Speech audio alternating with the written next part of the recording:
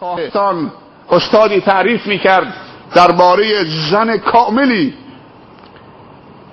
تو این نامه هم نوشته که همسرم منو کتک میزند. خیلی کار زشتیه.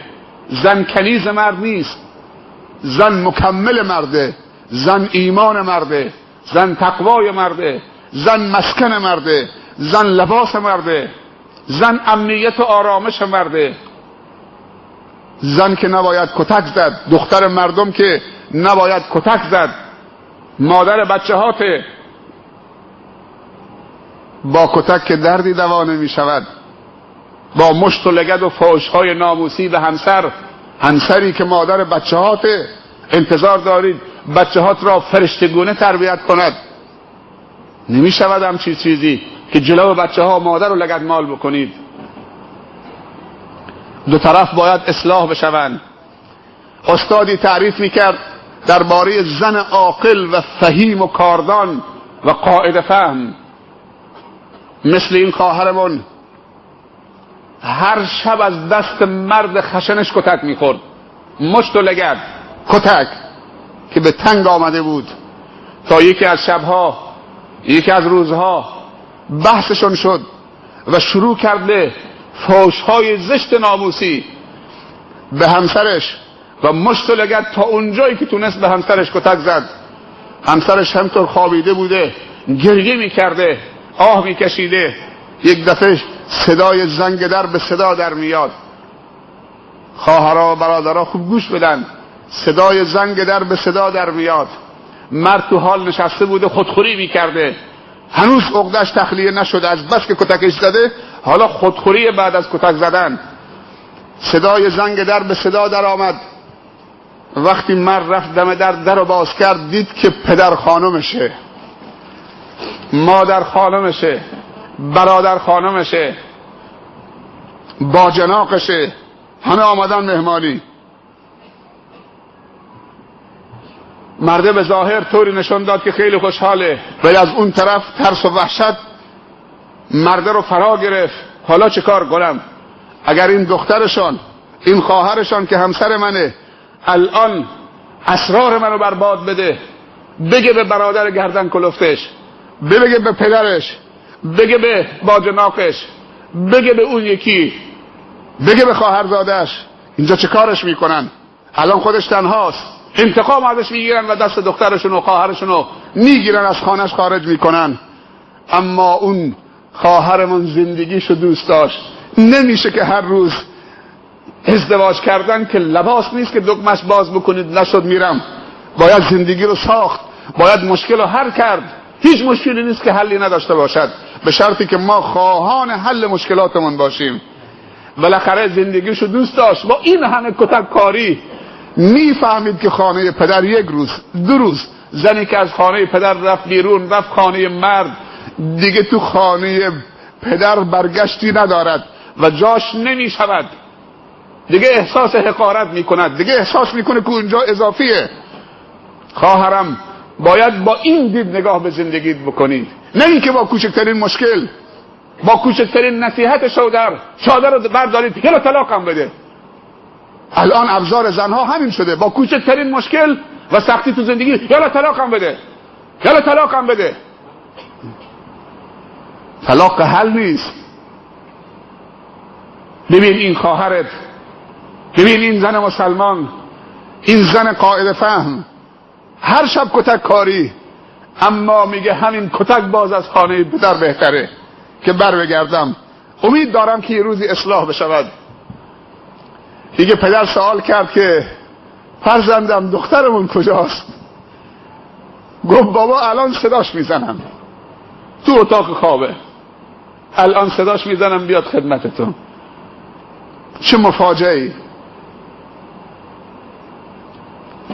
چه سعادتی. منت گذاشتید امروز آمدی خانه رو نگاری کردی. رفت در اتاق به زنش گفت زن خانوادت آمدن، در رأسشون پدر و مادرت، بلند شو بیا بهشون سلام کن. زن بلند شد، سر و صورتشو اشکاشو پاک کرد، ولی دلش پر بود. سعی کرد که خودشو نشون نده. آمد تو حال تا پدرشو دید دلش به حال خودش سوخت. از یک طرف وسوسه میشد که بگه، از یک طرف میگفت زندگیمه باید تحملش کنم، پایان شب سیاه سفید است، گر صبر کنی ز غوره حلوا سازی، از صبر و ضیا انما یوفی الصابرون اجرهم بغیر حساب. کسی که به خاطر خدا صبر کنه بر سختی زندگیش، خدا راهی رو برای نجاتش و هدایتش مهیا میکند. میگه بلند شدم رفتم دست پدرم رو بوسیدم، همینجا دلش پر میشه. میگه بابا چرا گریه میکنید؟ پدرش میگه بابا از حالا مردش هم ایستاده منتظره که چی میگه این مردم. زنم گفت بابا این از اشک شوق و خوشحالی به دیدار شماست. زیارت غیر منتظره بود، انتظار نداشتم که کل خانوادم امشب تو خونم باشن. وقتی که آقا گفت که بلند شو که بابا و مامان و برادرها و خواهرها همه آمدن، نتونستم خودم رو کنترل بکنم. بابا این اشک خوشحالی است. مرد خیس عرق شد اونجا. اون اشک شوق داره میریزه، این اشک شرمندگی داره میریزه. همه نشستن، پذیرایی شد. بعد از اینکه رفتن، مرده در خلوت خودش به خودش گفت ای بی انصاف، ای مجرم، ای بی رحم، ای نمک نشناس،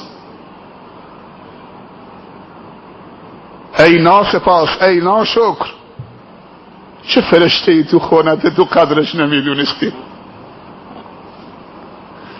چه فرشته رحمتی تو خونته تو قدرش نمیدونستی؟ معذرت خواهی کرد. فرداش رفت بازار، یک هدیه نفیس و ارزشمندی خرید برای همسرش. از این رو به این رو شد. آمد تو خونه. گوش بدن خواهرها و برادرها، این مرد غرورشو خورد کرد، بلند شد پیشانی همسرش زنشو بوسه داد و به گریه افتاد و گفت حلالم کن، قدر تو رو نفهمیدم، ندونستم که خدا چه فرشته نجاتی به من داده. تو اسرار منو حفظ کردید، تو سبب شدید که خانه من حفظ بشه، زندگی من حفظ بشه. چنین زنهای وجود دارن با این همه صبر و استقامت و تحمل و قاعده فهمی. نه این که دنبال موبایل شوهرش که شمارش ناکنم با دوست دختری نداره، با کی داره تماس میگیره، به تو چی؟ اگر زن واقعا به مردش برسه، اگر احترام متقابل باشه، مرد داره درآمد در میاره که به دست همسرش، همسرم این مال خرج زندگی خودمون بکن، خرج خانوادت هم بکن و تا دلت هم میخواد خیر بکن، تو آزادی. هستن بعضی مردا که چنین اختیاری به زنهاشون دادن یا ندادن، ولی بعضی مردام گفتن این پول حق نداری یک قران دست بزنید مگر با اجازه خودم. این خوبه یا اون خوبه؟